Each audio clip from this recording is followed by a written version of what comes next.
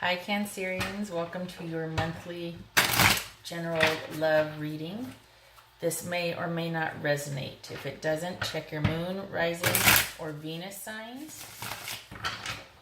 And there was something else I was going to tell you and I forgot. I'm thinking about making this a weekly series instead of a monthly, but we'll see depending on just like views and turnout and whatnot. I don't think the Worth It or Walk Away is doing very well, so I'm probably going to get rid of that or maybe only do that monthly.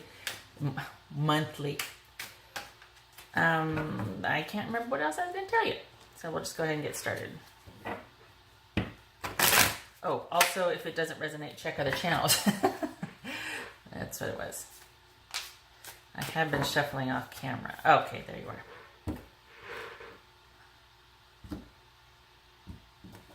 All right. Oh. Okay, so we've got the Ace of Cups reversed, followed by the Empress, just saying.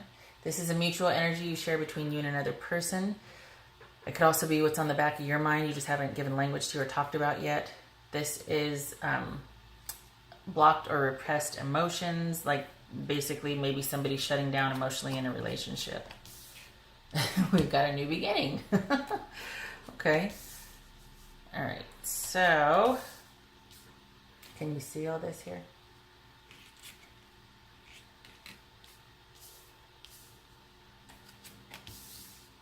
Oh, come on. You see that? Okay. All right. Okay. So we have the Ace of Wands upright. This is a new beginning, passion, lust, adventure, creativity. We've got the Eight of Pentacles reversed. Somebody that possibly is out of work or not working. Maybe they're too perfectionistic. They've got the skills. They're just lacking motivation or ambition. Focus might be an issue. This is someone that's fallen from grace. That egotism or ego issues are getting in the way of a relationship. This is somebody that's Queen of Cups right here. Somebody that's very emotionally insecure, codependent, kind of really needy. And right here we've got somebody that has 0 F's to give and is the authority, and it's almost like they have no emotion whatsoever. It's all about the truth and conveying that and not mincing words and very clear thinking, straight to the point. So in the past it looks like there was the beginnings of this passionate relationship possibly with somebody. Not quite here yet, but there was at least passion and the beginnings of it. But there was frustration and challenges because maybe somebody's out of work. And then what you have is the ego gets involved and there's sort of like a falling out, I guess, if you will, that somebody, you find out that the more you get to know this person, maybe they're kind of insecure. And yeah, it looks like this is because of this right here, because of this broken, it seems like this is going to be the type of person that you're going to be after all of this, because this right here is a drain. When you're with somebody like this, sweet corn, it's all about them. They become really manipulative and demanding and needy, and it's just like, after you get out of something like this with somebody, you're just like, oh my God, I only want to have cerebral interactions with people. I don't want to get involved in anybody else's like shenanigans or drama or business because it's such a drain. So let's clarify. Okay, yeah, this wasn't working. Either the person in the relationship was not working, didn't have a job, or didn't put forth any effort in the relationship. Either way, it led to a non-starter basically, or a breakup of this relationship. And they can kind of see clearly, like, that's probably, it's almost like they thought, well, that's what's best, because they didn't want the relationship. So after realizing that that they don't want to, basically that it wasn't working and that they don't want to resurrect it or try to make it work, they're able to see clearly now, and just to be like, okay, that was for the best. You know, I'm becoming slowly optimistic again. What's this right here? Oh, damn. Okay, this right here, this is the, like the red flag card. This typically suggests an unbalanced personality. It's not just about someone not willing to give something time or patience or compassion. This could be, you know, Gemini or Sagittarius as a person, or it could be a personality that is bipolar, has mood disorders, and is quite controlling and could be cutting with their words. So it's almost like the more you, it was fun at first, but then the more you got to know them, the more you realized I don't really want to put more into this, and because I don't see this as possible with this person. Like I realize that this is not possible with them, and it's because right now they're really controlling, and you're getting to know them. At first what you thought was exciting and passion and adventure and mystery and sexiness and whatever is turning out to be an unbalanced personality that's quite possessive and controlling, and it's going to throw you for a loop, Cancer. It's going to really kind of upend you and make you feel really insecure, because typically this right here, or these two right here, you might as well have the Magician reversed, right? It makes you doubt yourself. That's their biggest weapon, is that they become so controlling and so domineering that it becomes all about them. You have no time for yourself, which is really depleting, as far as like, oh my gosh, I can't think for myself. I haven't had a day where I can just, you know, whatever. And you become exhausted.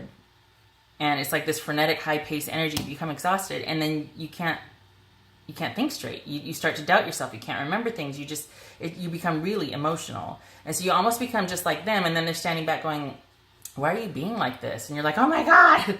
So it's very strategic and very tricky, and this kind of person is a real drain because it turns you into this. Whereas normally you'd be emotionally generous and compassionate, you turn into not knowing what's what and being all about them and why haven't they texted me? Where are they? What are we doing now? Blah, blah, blah. Just go. And that's not good. That is not good. Let me just clarify here. Yeah, things are moving at a slow pace. Okay, so it could be that, you know what though? This suggests that you have, yeah, this, I was going to say somebody else coming in. It doesn't feel like that though. This feels like you are shutting down. It's almost like you're not knowing what's what. You're shutting down. You're so caught up that it's like you got so many things on your plate you can't make a decision, and you want to be. They've got you thinking that you're not being very nice, or you're not being very compassionate. So you want to be that. You want to give that. You want to slow down and be what they need. You want to be their rock. You want to be their security. But you're finding it hard to balance the needs of yourself and their needs and the demands, your needs and their demands on the relationship. That's what I'm picking up here, is that this is a very taxing relationship. And it started off really sexy and fun, and then it got just, the gloves came off. And you're gonna, yeah. Whoa, this is marriage right here. I always read this as marriage or a religious institution. Maybe you're turning to religion after this, because after you get out of this, because my God. But this is, we got air here, Libra, Gemini, Aquarius, or we've got fire here, Leo, Scorpio, Leo, Sagittarius, or Aries. So it could just be that you come out of this, but I don't think so. I think that, I don't know, it could be that you end up meeting somebody else, and it's kind of, they're just as captivating, but they're not this. They're not this. They're the good side of this, and they're this really dynamic personality that you meet and you kind of fall for, and it's a rush to the altar. But I don't think so, because I think after you come out of this, you're going to be much more clear-headed, and you're going to be able to kind of go back into the wild and get back out there and start dating, but you're not going to want to get serious with anybody. You're going to keep your options open, and you're going to get back to that vivacious personality that you have. And probably connect spiritually with either a group again, or just get back to yourself, like spiritually reconnecting with yourself. Because after this right here, yeah, you're going to need to take a long time out. You're going to need this after all of this. You're going to need that balance and compassion for yourself. You're going to need to surround yourself and with people and places that give back to you after the drain that this was. You had good intentions. this was not the person. This was a non-starter. After you found out all this business and the demands and the insecurity and the controllingness and what it turned you into, and how you couldn't be the person that you wanted to be in the relationship, and you couldn't even balance your own personal needs with the demands. Yeah, you're gonna want to keep it light with everybody after that, and reconnect spiritually. Let go of control issues. A byproduct of being with somebody that's really controlling is ironically, you end up having the same issues. Allow this situation to unfold naturally. Don't be too hard on yourself. If you do meet someone, if this is in fact someone you do meet, just make sure you give enough time, you take it slow, which it looks like you're doing, because there's this right here, which is you want it to be a solid foundation first before you do anything. Don't, and this right here too, don't turn the new relationship into what this was. And not that you would, but I mean, there's a tendency when we just come out of something kind of traumatic to react to the new person that way. And it's like, whoa, wait a minute, check yourself. Be assertive. Yeah. You are allowed to have your own needs and wants in the relationship, and they're not necessarily demands or unreasonable. Being with somebody like this could make you feel unreasonable, but you're not. You just have to say very clearly, speak the truth, that this is what I want. Both of these kings are assertive, so that doesn't look like it'll be a problem.